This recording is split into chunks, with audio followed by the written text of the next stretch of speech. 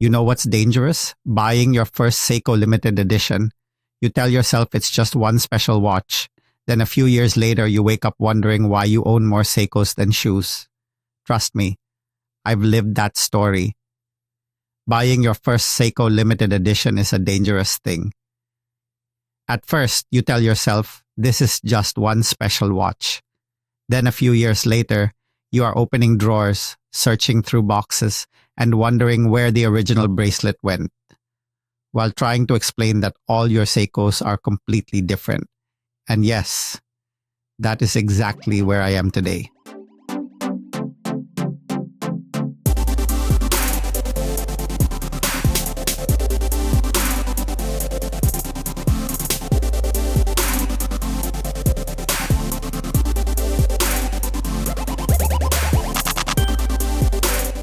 This is the Seiko Prospex Samurai Dawn Grey, reference SRPD03K1, and this is one of the earliest Seiko limited editions I bought when I was beginning to take watch collecting seriously. I have owned this watch for a long time now, and even though newer, more expensive, and technically better watches have entered my collection, this Samurai still means something to me. It reminds me of the period when every new watch felt like a major event, and when finding a limited edition felt like discovering hidden treasure. But there is one important detail that makes this watch especially interesting for me. This is not a Japanese domestic market model. It was created specifically for the European market. In fact, the Dawn Grey Samurai was introduced in 2018 as one of Seiko's first Europe-only limited editions, alongside a matching Dawn Grey turtle. The Samurai was limited to 2018 numbered pieces, matching the year of its release. That makes owning it here in Japan slightly ironic. I live in the home country of Seiko, surrounded by Japanese domestic market watches, yet this particular Japanese watch had to travel away from Japan before somehow finding its way back to me.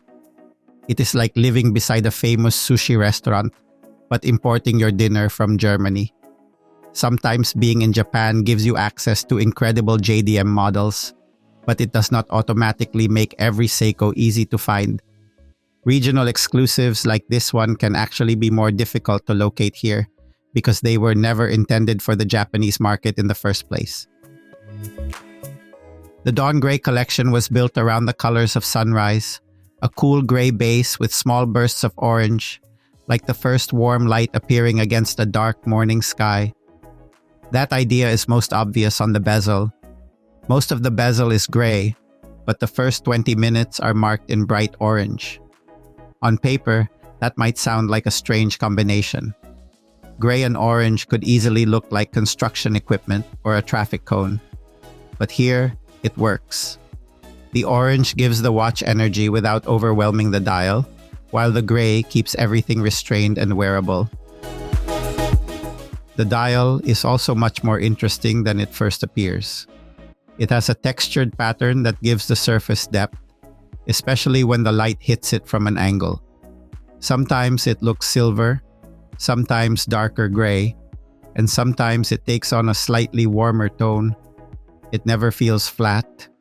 The applied hour markers are large and highly visible, and the famous samurai hands are impossible to mistake for anything else. The hour hand looks almost like the point of a sword, while the broad, minute hand gives you instant legibility. It may not be delicate or elegant in the traditional sense, but that is not what the samurai is trying to be.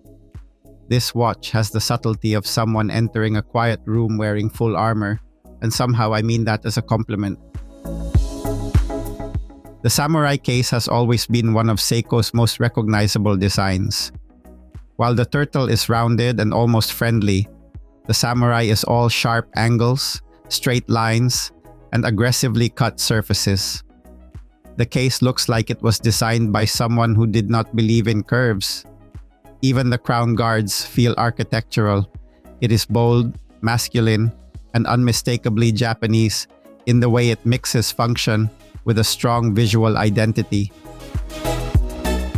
The case measures approximately 43.8 millimeters across, with a thickness of around 13.4 millimeters, so nobody is going to mistake this for a small vintage dress watch.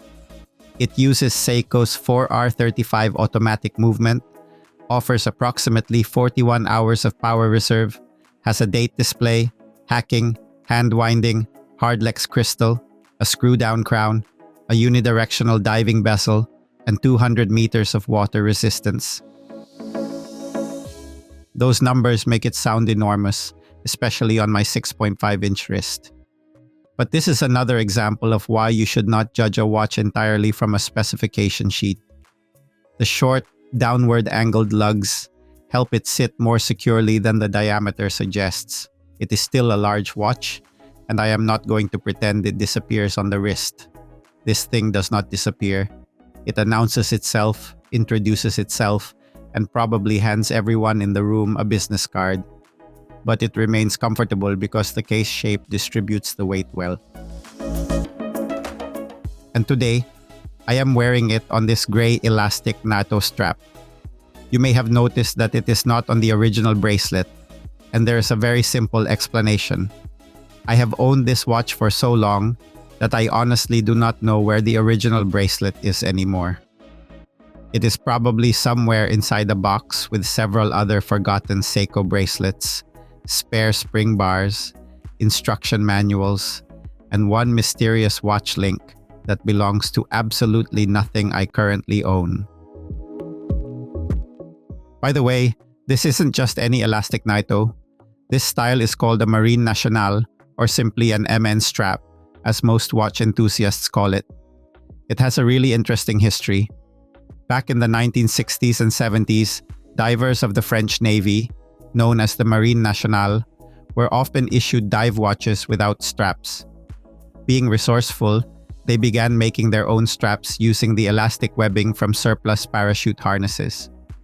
The result was a strap that was lightweight, incredibly comfortable, infinitely adjustable, and secure enough to fit over a wetsuit.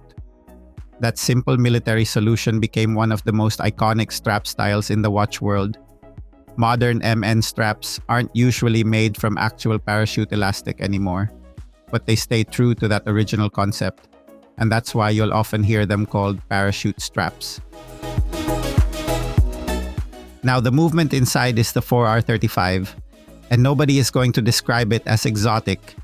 It is not beautifully decorated, it does not have a 70-hour power reserve, and it will not impress someone who judges watches entirely by movement specifications. But it is dependable, easy to service, and perfectly appropriate for a practical dive watch. It hacks, it hand winds, and it does the job. Sometimes collectors become so obsessed with movement specifications that we forget the most important feature: the watch should continue running when we actually want to wear it. Then there is the lume, and this is where Seiko rarely disappoints. The large markers and broad hands glow strongly, making the watch easy to read in low light. Seiko lume is like that one friend who arrives 30 minutes early and is already waiting outside while everyone else is still getting dressed. It is reliable, slightly excessive, and always ready before you are. The bezel action is also part of the samurai experience. The large, deeply cut bezel is easy to grip, and the orange 20-minute section makes the watch instantly recognizable. That orange is important because without it, the design might become too monochromatic. It is the small detail that keeps the dawn gray from becoming dull. It gives the watch just enough personality without turning it into a brightly colored summer diver.